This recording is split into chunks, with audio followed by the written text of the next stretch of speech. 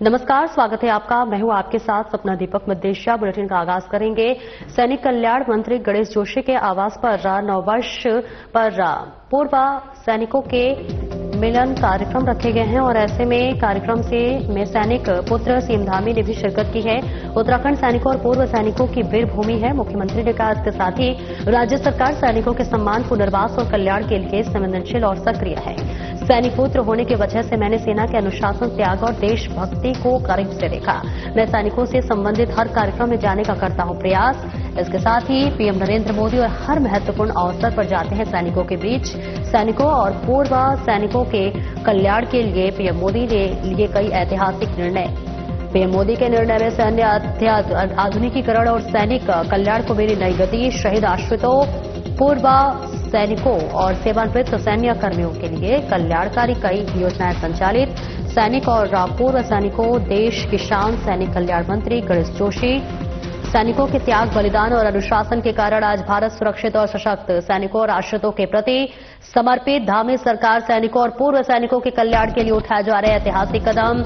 इसके साथ ही राज्य सरकार ने सैनिकों को मिलने वाली पुरस्कार और सम्मान राशि में की गई कई गुना वृद्धि। शहीदों और वीर सैनिकों के सम्मान को मिली और अधिक गरिमा। शहीद जवानों के परिजनों को सरकारी नौकरी देने का धामी सरकार ने लिया संवेदनशील और ऐतिहासिक निर्णय। अब तक 28 शहीद सैनिकों के परिजनों को दी गई सरकारी नौकरी।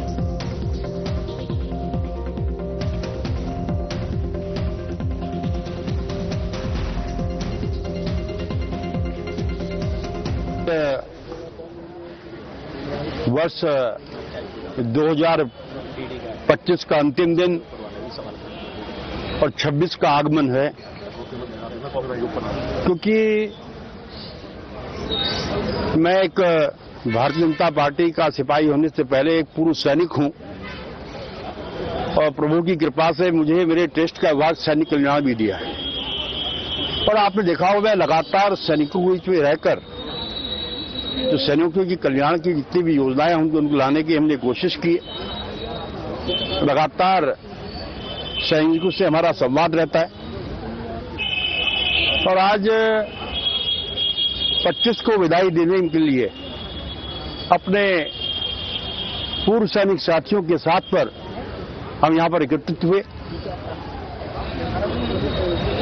क्योंकि जब मैं अपने सैनिकों के बीच में आता हूं तो एक मंत्री के रूप में नहीं आता हूं, एक सिपाही के रूप में आता हूं और मुझे बड़े गर्व की अनुभूति होती है। और मैं बड़े बड़े मंचों पर कहता हूं कि अगर मैं सिपाही नहीं होता तो मैं विधायक भी नहीं होता और मंत्री भी नहीं होता। और इस अवसर पर आज इन साथियों को शुभकामनाएं देने के लिए खुद एक सैनिक पुत्र मुख्यमंत्री जी यहां पर आए हैं, वो भी एक सैनिक के पुत्र हैं। और आपने देखा होगा कि जहां विभिन्न क्षेत्रों से सैनिकों के जो रिटायर्ड सैनिकों की समितियों के अध्यक्ष हैं वो यहां पर थे। 20 से अधिक जनरल्स, ब्रिगेडियर्स, कई कर्नल, ऐसे वरिष्ठ सैनिक साथी यहां पर थे। यह बात का प्रतीक है कि आज भारत की सेना जहां देश की रक्षा के लिए एकजुट है, वहीं सामाजिक काम के लिए यहां की सेना एकजुट है। यहां पर मेरे एक बहुत से नोटिस, परसों मैंने आप लोगों से अनुरोध किया था। ये हमारे ऐसे लोग हैं जिन्होंने अपना संपूर्ण जीवन भारत माता की रक्षा में लगाया है। और मैं इनके माध्यम से जहां इन सभी को आज वर्ष 2025 का अंतिम दिन है और वर्ष 2026 आने वाला है, मैं हमारे सभी पूर्व सैनिकों को, देश की सीमाओं की रक्षा करने वाले उन सभी को अपनी तरफ से वर्ष 2026 की बहुत बधाई देता हूं, शुभकामनाएं देता हूं कि वर्ष 2025 में अनेक उपलब्धियां हमको प्राप्त हुई, राज्य को अनेक अवसर प्राप्त हुए, वहीं हमें अनेक चुनौतियों का भी सामना करना पड़ा। हम सब ने मिलकर इन चुनौतियों का सामना किया। हर मोर्चे पर सभी लोग मिलजुल कर उन सभी चुनौतियों को पार करा हमने। उन चुनौतियों से आगे बढ़े हैं। वर्ष 2025 हमारे राज्य की दृष्टि से विकास की दृष्टि से, नवाचार की दृष्टि से, हर एक क्षेत्र में रोजगार की दृष्टि से, सुशासन की दृष्टि से एक उपलब्धि भरा वर्ष साबित हो। मैं भगवान से प्रार्थना करता हूँ हमारे प्रधानमंत्री आदरणीय मोदी जी के नेतृत्व में जिस प्रकार से आज देश आगे बढ़ रहा है, उन्हीं के मार्गदर्शन में हमारा प्रदेश आगे बढ़ रहा है, आगे भी निरंतर यूं ही प्रगति करता रहे और जो विकसित भारत का हमारा संकल्प है, वो संकल्प जिस तेज गति से आगे बढ़ रहा है, उस संकल्प के लिए हम सभी अपने अपने स्तर पर जो जिम्मेदारी हमारे पास है, उस जिम्मेदारी को पूरी तन्मयता के साथ, पूरे समर्पण के साथ, मेहनत और ईमानदारी के साथ पूरा करें, जिससे कि ये संकल्प हमारा जल्दी से जल्दी सिद्धि को प्राप्त हो। एक बार फिर से मेरी सभी को बहुत बहुत शुभकामनाएं। आगे बढ़ेंगे। डीएम नितिका खंडेलवाल ने शैक्षणिक क्रियाकलाप सेंटर HNB चौरास कीर्तिमान नगर में जीवीके कंपनी और श्रीनगर जल विद्युत परियोजना से प्रभावितों के साथ बैठक की। बैठक में परियोजना से प्रभावित ग्रामीणों ने अपनी अपनी समस्याएं रखी और धारी गांव के प्रभावितों ने बताया कि कंपनी ने कुछ लोगों को 50% प्रतिकर का ही भुगतान किया है, कुछ लोगों को छोड़ दिया गया है। उन्होंने इकरारनामा के अनुसार शेष मुआवजा देने की बात कही है, जबकि कंपनी के अधिकारियों ने बताया है कि पुनर्वास और विस्थापन नीति के तहत सर्वे रिपोर्ट और एक निर्धारित फिक्स लेवल के अनुसार प्रभावितों को प्रतिकार भुगतान दिया गया है। इस पर डीएम ने अद्यतन स्थिति की जानकारी के लिए ग्राम प्रधान को सभी को सूची तहसीलदार को उपलब्ध कराने, पुनः टेक्निकल सर्वे करने और विविध राय लेने की बात कही है। इसके साथ मंगसू के लोगों ने गुगली में क्रैशर के हटाने, एग्रीमेंट के अनुसार खेत का संतलीकरण करने, काश्तकारों को प्रतिकार भुगतान करने और रास्ता की समस्या से अवगत कराया। ग्राम प्रधान को प्रतिकर भुगतान को लेकर परिवारों की सूची तहसीलदार को उपलब्ध कराने को कहा गया, जिससे कि नियमानुसार भुगतान किया जा सके।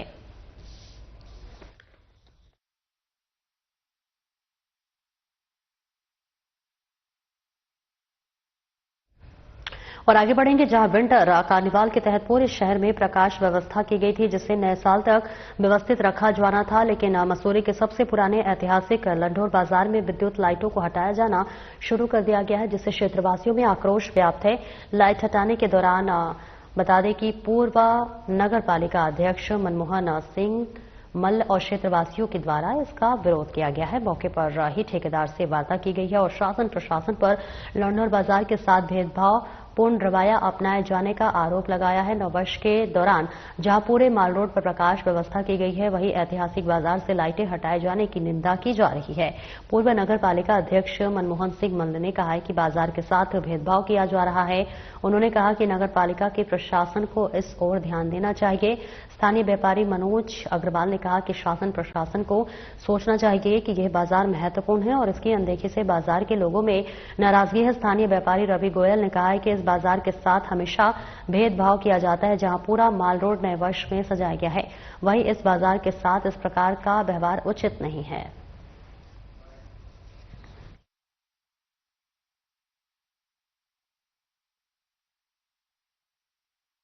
महत्वपूर्ण विषय है। आपके भी मेरे को आपके माध्यम से पता लगा है कि हाँ, लाइटें यहाँ से हटाई जा रही है और ये केवल लंढौर आपसे या पूरे माल रोड से उतारी जा रही है? सिर्फ लंढौर बाजार के लिए माल रोड में लाइटें रहेंगी अभी। तो शायद प्रशासन या नगर पालिका नहीं समझती कि लंढौर बाजार मंसूरी का हिस्सा है, अलग करना चाहती है, इसलिए शायद ये कार्य कर रही हो। और ये पर्यटन तो वैसे भी इस साल कम ही आया है और अगर इस तरह से अनदेखी की जाएगी तो हमारे बाजार को डंप करने का प्रयास किया जा रहा है। सड़कें खराब हो चुकी हैं, बिल्डिंगें गिरने की अवस्था में, अपना हेरिटेज हो ही जाएगा तो पूर्ण तरह से।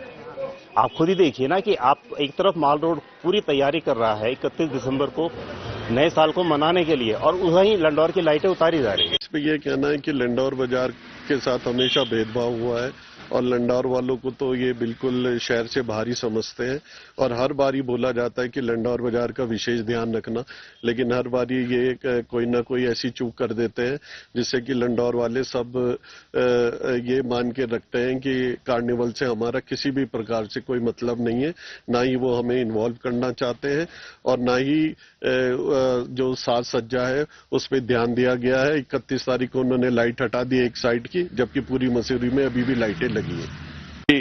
जो कार्निवल हुआ उसमें पूरे शहर को सजाया गया था, पर फिर भी उसमें लंढौर के माल रोड में आपने जो है रोड क्रॉस करके जैसे हमारे टाइम पर सजता था वैसे सजाए, और लंडौर में आके ये किनारे किनारे आपने लाइट डाल दी। और आज नया साल है, 31 तारीख है, और आप जो है लंडौर बाजार की लाइट उतार रहे कि कुल्लड़ी की रहेगी। ये कौन सी दादागिरी है? अभी कोई ये कह रहा है खन्ना खन्ना कोई इसका ठेकेदार है, साला हमको मकरबाजी कह रहा है। तो उतार के देख ले पूरे शहर की लाइट। अगर अब ये समिति वालों को सोचना चाहिए, नगर पालिका अध्यक्ष जो है एसडीएम है उनको सोचना चाहिए, पिछड़ा बाजार है, थोड़ा चलो कोई टूरिस्ट आ जाएगा। तुम जो आज 31 तारीख को उतार रही है, समझे ना, ये और आगे बढ़ेंगे जहां एसएसपी मणिकांत मिश्रा का अपराधियों के खिलाफ कड़ा रुख देखने को मिल रहा है। जहां रुद्रपुर में हुए जमीनी विवाद में जघन्य हत्याकांड का बड़ा खुलासा किया है। मुख्य आरोपी सहित 3 आरोपी गिरफ्तार।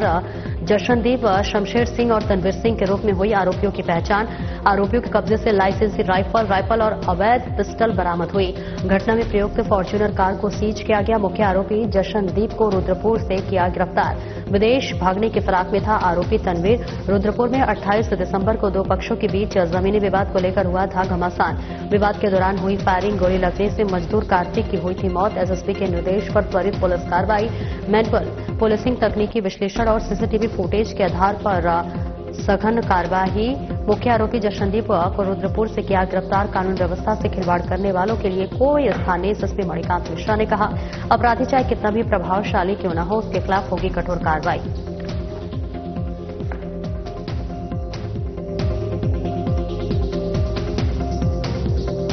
दिनांक 28 दिसंबर को कोतवाली रुद्रपुर क्षेत्र के प्रीत बिहार फाजलपुर मोहरला में जमीनी विवाद को लेकर 2 पक्षों के बीच फायरिंग की एक गंभीर घटना सामने आई थी, जिसमें गोली लगने के कारण एक मजदूर कार्तिक की मृत्यु हो गई थी।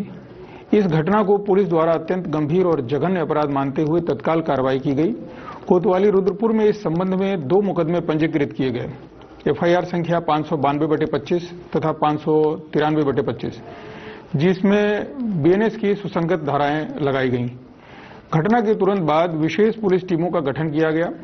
पुलिस टीम ने मैनुअल पुलिसिंग, तकनीकी विश्लेषण और सीसीटीवी फुटेज के आधार पर सघन अभियान चलाया, जिसमें एक अभियुक्त सिमरनदीप सिंह पूर्व में गिरफ्तार किया जा चुका है। इसी क्रम में 30 दिसंबर 2025 को हत्याकांड के मुख्य आरोपी जशनदीप को रुद्रपुर के ब्लॉक रोड से गिरफ्तार किया गया। इसकी निशानदेही पर उसके घर से घटना में प्रयुक्त 315 बोर की लाइसेंसी राइफल भी बरामद की गई। घटना से संबंधित एक अन्य आरोपी शमशेर सिंह उर्फ शेरा को भी इस घटना में प्रयुक्त फॉर्च्यूनर कार के साथ गिरफ्तार किया गया। उसकी निशानदेही पर 315 बोर की एक अवैध राइफल बरामद की गई। इस प्रकरण में शामिल एक अन्य आरोपी तनवीर सिंह, जो विदेश भागने की फिराक में था, उसके विरुद्ध लुकआउट सर्कुलर जारी किया गया था और उसे दिल्ली एयरपोर्ट से डिटेन कराकर रुद्रपुर लाया गया, जिसे आज विधिवत गिरफ्तार कर उसकी निशानदेही पर 32 बोर की अवैध पिस्टल बरामद की गई। अब तक इस घटना में कुल 4 अभियुक्तों की गिरफ्तारी की जा चुकी है। घटना में शामिल शेष अभियुक्तों की गिरफ्तारी के प्रयास किए जा रहे हैं। आज गिरफ्तार अभियुक्तों को माननीय न्यायालय के समक्ष प्रस्तुत किया जा रहा है। मैं स्पष्ट करना चाहता हूं कि जनपद उधम सिंह नगर में कानून व्यवस्था से खिलवाड़ करने वाले को किसी भी सूरत में बख्शा नहीं जाएगा। अपराधी चाहे कोई भी हो, उसके विरुद्ध कठोरतम कानूनी कार्रवाई सुनिश्चित की जाएगी। और आगे बढ़ेंगे। मसूरी वन प्रभाग द्वारा आज प्रभाग दिवस का आयोजन किया गया, जिसमें आम जनमानस की समस्या को सुना गया और उनके निराकरण के लिए जनता को आश्वस्त किया गया और मानव वन्य जीव संघर्ष को न्यून करने के लिए सुझाव लिए गए।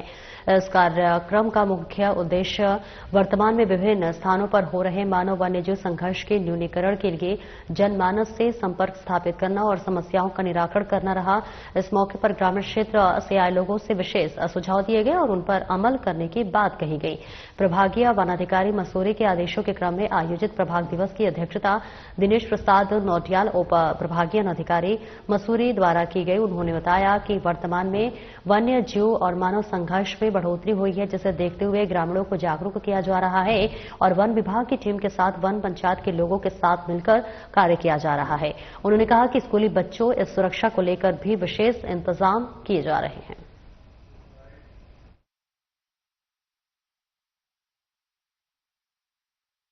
विदित है कि प्रत्येक माह के जो अंतिम शनिवार होता है उस दिन हमारे वन प्रभाग के अंतर्गत जो है हर दिन प्रभाग दिवस का आयोजन होना है।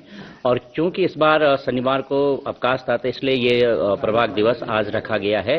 इसमें बेसिकली जो क्षेत्रवासियों के जो मसूरी वन प्रभाग के अंतर्गत पड़ने वाले क्षेत्र हैं उनमें जो जन समस्या होती हैं, लोगों से जुड़े हुए प्रश्न होते हैं या उनका कोई कार्य होता है तो उन प्रश्नों से संबंधित ताकि उसको त्वरित कार्रवाई उस पर की जाए और समय रहते हुए उनके कार्यों का संपादन किया जाए। तो इसलिए आज हमारे क्षेत्र के विशेषकर हमारे जो ग्रामीण क्षेत्र हैं या मसूरी के आसपास पड़ने वाले जो ग्रामीण हैं वो लोग आए हैं, उनसे हमें बहुत सारे सुझाव प्राप्त हुए हैं। खासतौर पर इसमें मानव वन्यजीव संघर्ष से रिलेटेड है और कुछ चीजें ऐसी हैं कि जैसे उनके वन मार्ग होते हैं तो उनके सुदृढ़ीकरण के खातिर उनके द्वारा दिए गए हैं। कुछ एनओसी के मैटर भी थे तो उसमें सबके हम लोगों ने उनके जो भी प्रस्ताव आए थे उनको ले लिया गया है।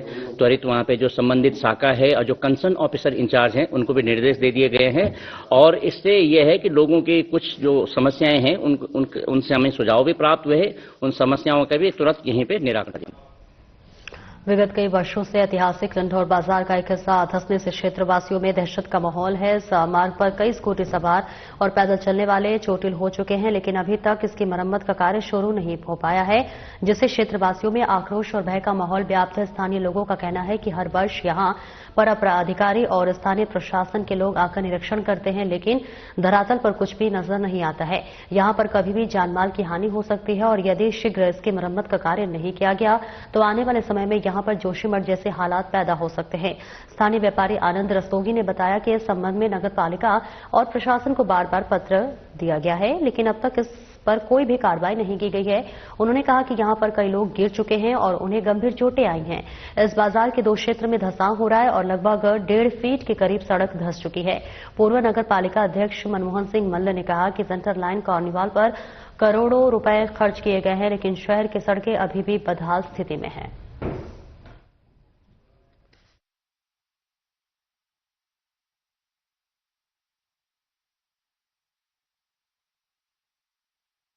देखिए, जहां तक मसूरी की सड़कों का सवाल है, चाहे वो नगर पालिका की हो चाहे वो पीडब्ल्यूडी की हो, इतनी स्थिति खराब। अभी माल रोड भी 1-1.5 साल पहले बनी, 7 करोड़ रुपए उस पर लगा, उसमें कॉबल लगा दिए, कहीं कॉबल उखड़ रहे हैं, कोई उसमें गिर रहा है, किसी के पैर उसमें फंस रहे हैं, लेकिन कोई वो पीडब्ल्यूडी को कोई जू नहीं रख रही है। अभी उन्होंने मोतीलाल नेहरू रोड बनाई थी हाथीपांव तक की, आप उसकी स्थिति देख लीजिए क्या उसकी स्थिति क्या है 6 महीने में।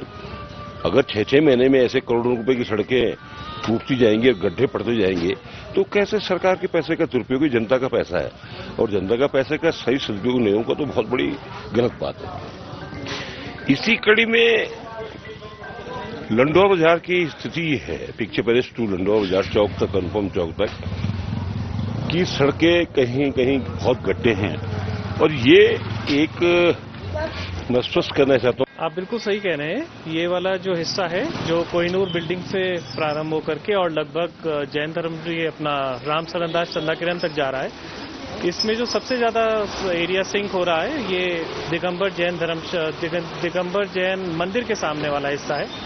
यहाँ आए दिन 2 व्हीलर्स गिर रहे हैं, लोग बाग चोटिल हो रहे हैं और इसमें अगर आप मार्केट में लेफ्ट हैंड साइड और राइट हैंड साइड में अंतर देखेंगे तो 1.5 फुट से ज्यादा का अंतर आ चुका है। इस विषय में हमारी बात, हमने अपना प्रस्ताव बार-बार नगर पालिका को भी दिया है। हर बार इस पे लंढौर बाजार के जो 2 क्षेत्र हैं जो धंसने के कगार पे है, निशिमा वाला तो बहुत धंस रहा है, तो ऐसा सुना गया था कि मैडम के द्वारा एक टेंडर लगाया गया है जो रोड नई तरीके से बनेगी, तो उनसे ऐसी उम्मीद की जा रही है कि जहां जहां रोड का धंसाव हो रहा है वहां रोड थोड़ी सी लेवल करने के लिए उसको पहले थोड़ा लेवल करा जाए, उसके बाद ही नई रोड का निर्माण किया जाए। और जल्द से जल्द ये कार्य अगर नहीं हुआ तो फिर जो व्यवसायी हैं और लंढौर बाजार है, लंढौर बाजार के लोग हैं, उनमें रोष पैदा हो जाएगा, क्योंकि सब इस उम्मीद में है कि जनवरी से काम चालू हो जाएगा। नगर कांग्रेस कमेटी डीडी हाट ने विधानसभा प्रभारी के नेतृत्व में अंकिता भंडारी हत्याकांड में अब तक वीआईपी की गिरफ्तारी न होने के विरोध में उत्तराखंड सरकार का पुतला दहन कर जोरदार प्रदर्शन किया। कांग्रेस कमेटी ने आरोप लगाया है कि अंकिता भंडारी हत्याकांड को लेकर बीजेपी सरकार शुरू से अपराधियों और प्रभावशाली वीआईपी को बचाने का काम कर रही है। घटना को इतना समय बीत जाने के बाद भी मुख्य वीआईपी आरोपी की गिरफ्तारी न होना सरकार की मंशा पर गंभीर सवाल खड़े करता है। प्रदर्शनकारियों ने कहा कि ये अत्यंत दुर्भाग्यपूर्ण है और एक ओर सरकार न्याय देने में पूरी तरह से विफल साबित हो रही है, तो वहीं दूसरी ओर जो लोग सरकार से सवाल पूछ रहे हैं, सच के साथ खड़े हैं और न्याय की मांग कर रहे हैं, उन्हें नोटिस भेजकर डराने धमकाने का प्रयास कर रही है। कांग्रेस नेताओं ने दो टूक शब्दों में कहा कि नोटिस और धमकियों से कांग्रेस डरने वाली नहीं है। जब तक अंकिता भंडारी को न्याय नहीं मिलेगा और वीआईपी आरोपी की गिरफ्तारी नहीं होगी, तब तक कांग्रेस पार्टी का यह आंदोलन सड़क से लेकर सदन तक लगातार जारी रहेगा।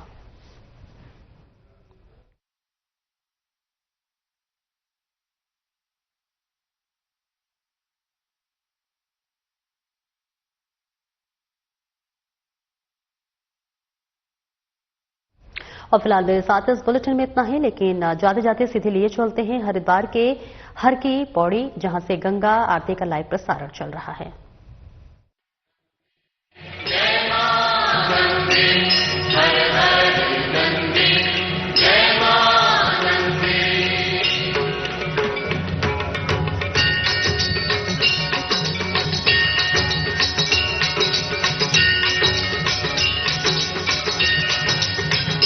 ओम जय गंगे माता, श्री जय गंगे माता, जो नर तुझको ढाता, जो नर तुझको ढाता, मन वांछित फल पाता। ओम जय गंगे माता।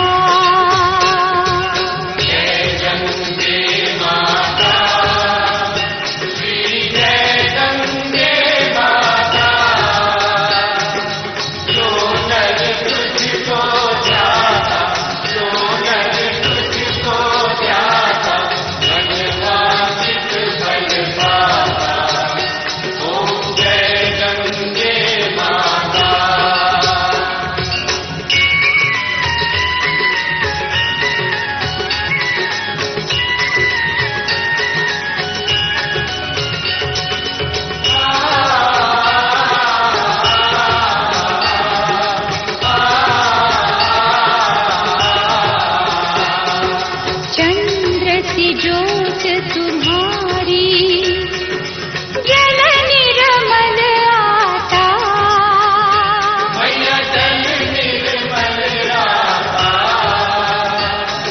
शरण पड़े जो तेरी, शरण पड़े जो तेरी, सो नर तर जाता।